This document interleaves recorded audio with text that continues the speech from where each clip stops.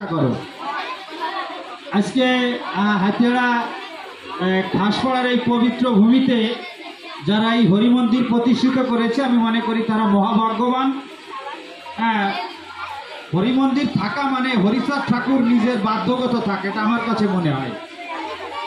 যারা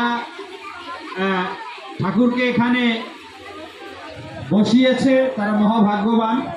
আমি ঠাকুরের কাছে তাদের জন্য প্রার্থনা করি যে ঠাকুর চেয়েছিলেন অর্থনৈতিক মুক্তি, রাজনৈতিক মুক্তি, শিক্ষার মুক্তি, সেই সকল মুক্তি যেন আমাদের সম্প্রদায়ের মানুষের আসে।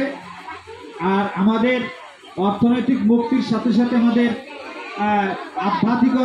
আধ্যাত্মিক মুক্তিও দরকার। এই কারণে আধ্যাত্মিক শিক্ষা আমাদের প্রয়োজন, কিন্তু আমাদের সমাজ ব্যবস্থায় সেই সিস্টেমটি চালু না থাকায় অন্যান্য সম্প্রদায়ের মানুষের তুলনায় আমাদের সমাজের মানুষ ধর্মীয় শিক্ষাটা পায় না। তাই এখানে দেশের বিভিন্ন প্রান্তেই বর্তমানে শ্রী শ্রী হরিলামৃত স্কুল, কোথাও শ্রী শ্রী হরিলামৃত গীতা স্কুল উদ্বোধন হয়েছে। আমরা গতকালও মাঝিগেদিতে একটি শ্রী শ্রী হরিলামৃত স্কুলের উদ্বোধন হয়েছে। তার 2 দিন আগে ওড়াকান্দিতে হয়েছে। তার কিছুদিন আগে রমনা পূর্ণ ব্রহ্ম শ্রী শ্রী হরিচাঁদ মন্দির পরিচালনা পরিষদ কর্তৃক একটি শ্রী শ্রী হরিলামৃত স্কুলের উদ্বোধন হয়েছে। তো এখানে নামকরণে এটি থাকলেও এখানে মূলত সামগ্রিক বিষয়ে শিক্ষা দেওয়া হবে। ছেলে মেয়েদের জ্ঞান বিজ্ঞানের শিক্ষা দেওয়া হবে, আধুনিক চিন্তা চেতনার শিক্ষা দেওয়া হবে। আর আমাদের যারা অভিভাবক থাকবেন তাদেরও যদি সময় থাকে তারাও আসবেন, কারণ এই শিক্ষা নেওয়ার জন্য কোনো বয়সের ভেদ নেই, যে কোনো বয়সের মানুষই এই শিক্ষাটা গ্রহণ করতে পারবে। তো আপনারা আমি অনুরোধ করব যারা আপনাদের সন্তানদেরকে এখানে পাঠাবেন অন্ততপক্ষে প্রথম দিন আপনারা আপনাদের সন্তানদেরকে সাথে নিয়ে আসবেন। আর পরবর্তীতে যদি আপনাদের সময় থাকে আপনারা আসবেন, এসে তাদের সাথে সাথে আপনাদের কোনো জানার কিছু থাকলে এখান থেকে জানতে পারবেন, বা আপনার কিছু জানানোর থাকলে আপনিও সেটা জানাইতে পারবেন।